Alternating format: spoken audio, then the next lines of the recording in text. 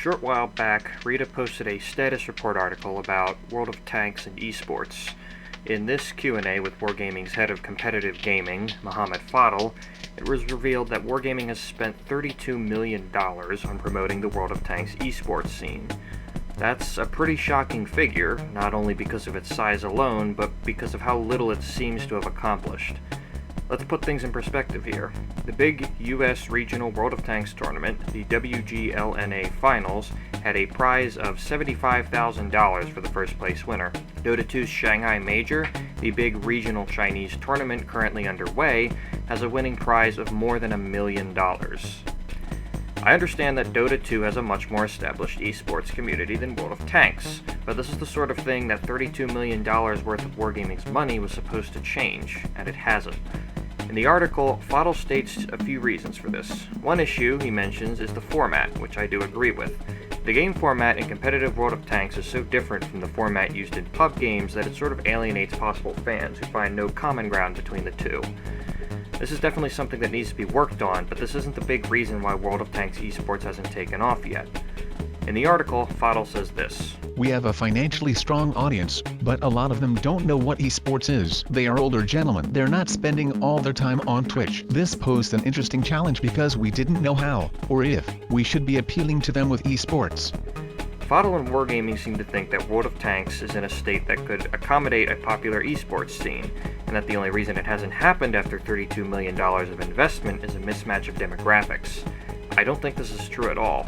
World of Tanks has a massively popular game with plenty of younger players who could be potentially interested in esports, so why hasn't it taken off yet? The answer is simple. Competitive World of Tanks will never be taken seriously so long as balance in World of Tanks isn't taken seriously. Until this is fixed, Wargaming will continue to throw millions of dollars at esports with little to no return. Now, to be clear, no game is perfectly balanced. Dota 2 isn't balanced, even in its current state, and of course neither is World of Tanks.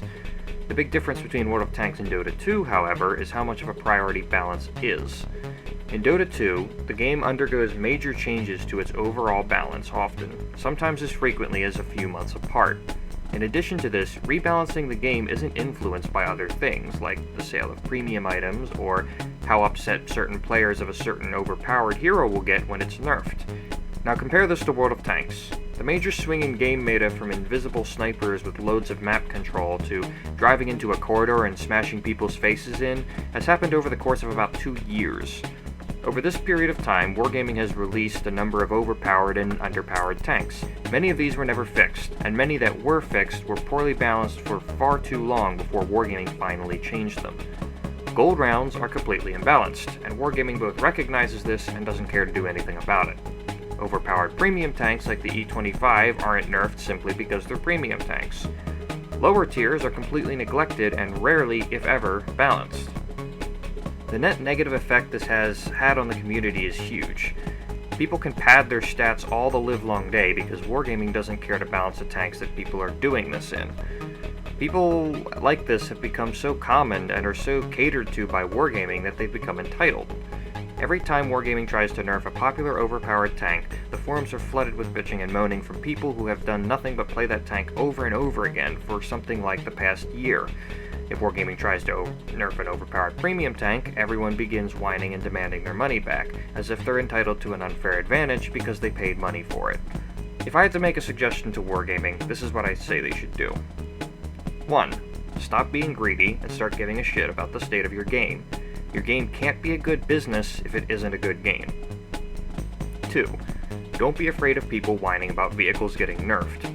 The longer you cater to these kinds of people, the more you lose players that aren't like them. This goes for premiums too. 3. Esports isn't something you can just throw money at and expect it to succeed.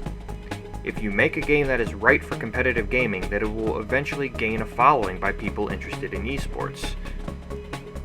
Of course, I say this all as a random pub player and not someone who's played World of Tanks competitively.